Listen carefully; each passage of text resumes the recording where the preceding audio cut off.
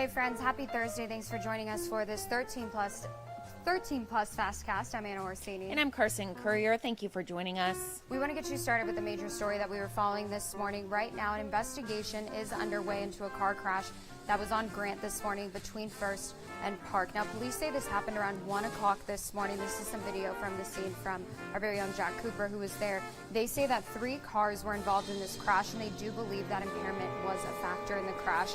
Multiple people had to be transported to the hospital, and we have had Jack Cooper out there all morning on scene. According to him, police believe that the road will reopen in about an hour. The cars are now gone, so they're just cleaning up some debris that was left behind in the road.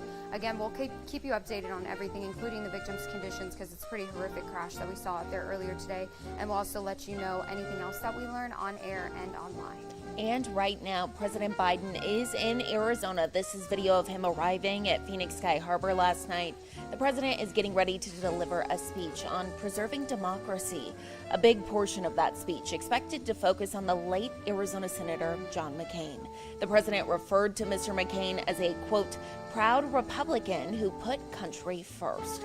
The president's speech is expected to happen a little before noon. You are taking a live look now to the podium where he will be making that speech in Phoenix later this morning. We will have that live here for you once the president starts speaking. It is supposed to start at 11:45, so be sure to join us back here then for that.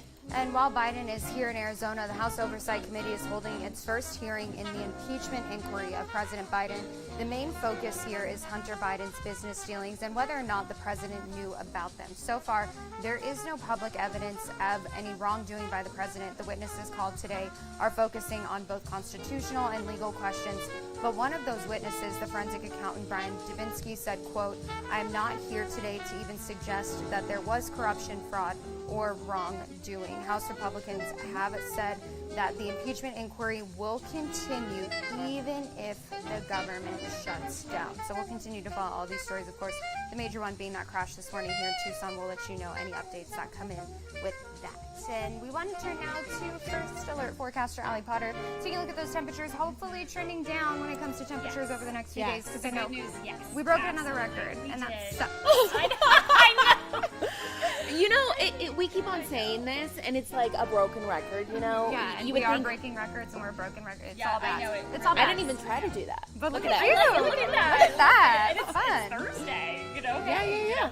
But yeah, so we are in the triple digits forecasted for today, but not necessarily near record-breaking territory. So, you know, we like to keep things positive, right?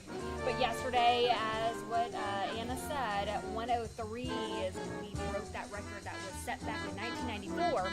At 102, so yeah, then the day prior to that we tied it. But the good news is we're starting to fall when it comes to those temperatures. Today our forecasted high is triple digits.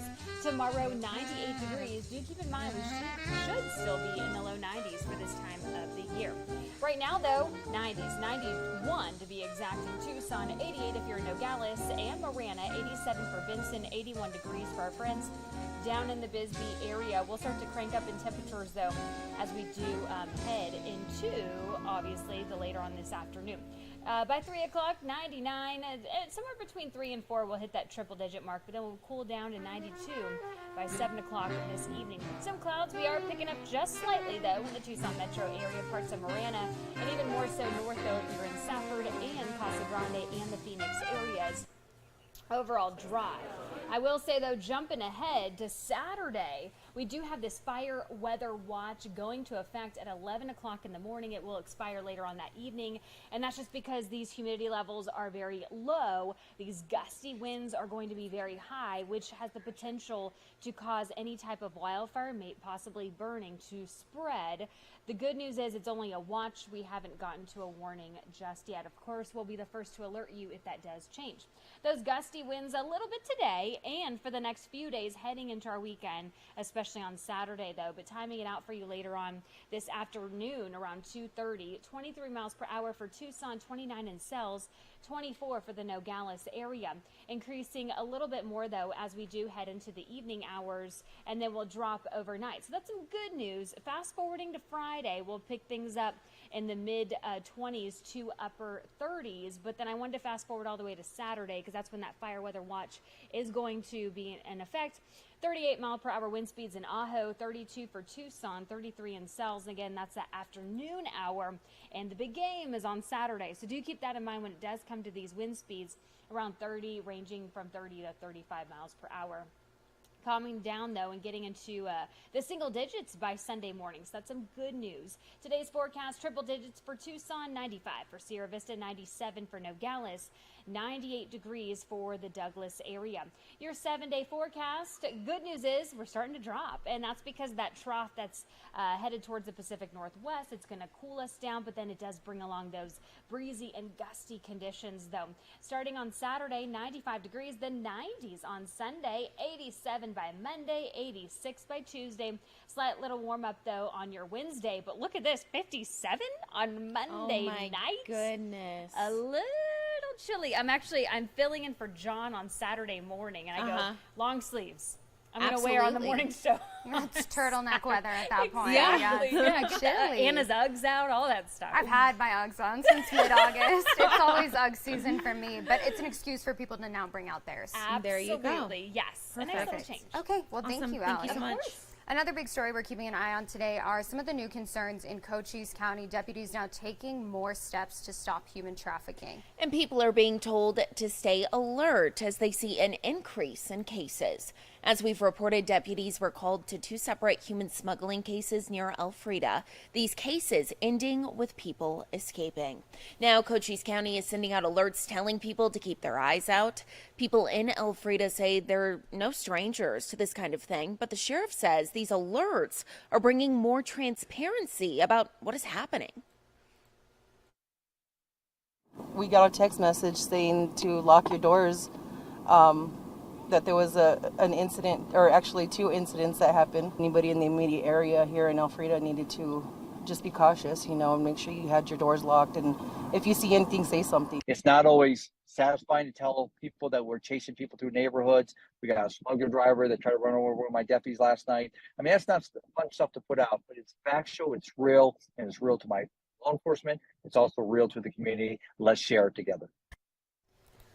The sheriff is now urging people to sign up for Alert Sense so that you can get real-time updates. And to put it simply, Cochise County law enforcement says that the current crisis they're seeing is kind of a two-parter. So there's the criminal element, which involves things like human smuggling, but then there's also the humanitarian issue as well that they say we cannot forget. And Border Patrol started releasing asylum seekers into Cochise County and onto the streets a few weeks ago, and CBP says they're now in the country legally, but they don't have much in the spots where they are being dropped off, like Bisbee and Douglas are now short on resources, and more often than not, they end up on buses now heading to Tucson. Now resources in Tucson are being stretched thin because of this, so it's kind of impacting everybody here in southern Arizona. But the good news is that there is some relief on the way. Yeah, that's right. So now more than $2 million in emergency border funding on the way to Arizona. So some good news there. Pima County will receive about $1 million. Maricopa County, though, will receive $1.2 million. The funding will help counties and nonprofits cover the costs of helping migrants get to their final destinations. And this is not a new issue that we are talking about today. It's something that people have continuously expressed concern about, and that is the deaths that we've seen at the Pima County Jail. And with the second inmate dying now this month, people are now speaking out once again, families of loved ones who are in the jail, talking about the conditions and their concerns for their safety. Exactly. This isn't really a new thing. We've been reporting on it for quite some time. Our very own Andreas Rendon spoke with the attorney representing those families who have concerns about what they think needs to be done. After another inmate was found dead at the jail, concerns from the public and some attorneys are growing over the jail's resources and the standards of care. The inmate was 36-year-old Aaron Moore and was discovered unresponsive in the detox observation unit. The medical examiner has conducted an autopsy and believes the death may be related to a medical issue. A toxicology report is underway and no suspicious activity is suspected. However, this death comes after a list of other inmates were found dead in the jail, the most recent being earlier this month. Paul Gatone, a civil rights attorney in Tucson, is representing some families of those who died at the jail. Some families don't know their loved one wasn't alone. Well, people are shocked, and the families are shocked that it's happening and happening. A sense of disbelief that not only did this happen to their loved one, but it happened to other people's loved ones also, and that certainly we can expect that it's going to happen in the future. Gatone says that the jail is severely over capacity and that has contributed to resources being spread too thin across all inmates at the detention center. We believe that there is a lack of adequate staffing, that there's a lack of attention given to inmates' security, that there are not checking on inmates on a regular basis, especially those who are in detox. Inmates in detox, just like Moore, are of high concern. Stephanie Pina is an organizer for No Jail Debts and group advocating for Pima Jail to prevent debts from happening. Her husband was in custody during his detox. He says that he just had to go through it. And they told him, like, you did this to yourselves. It's not our fault.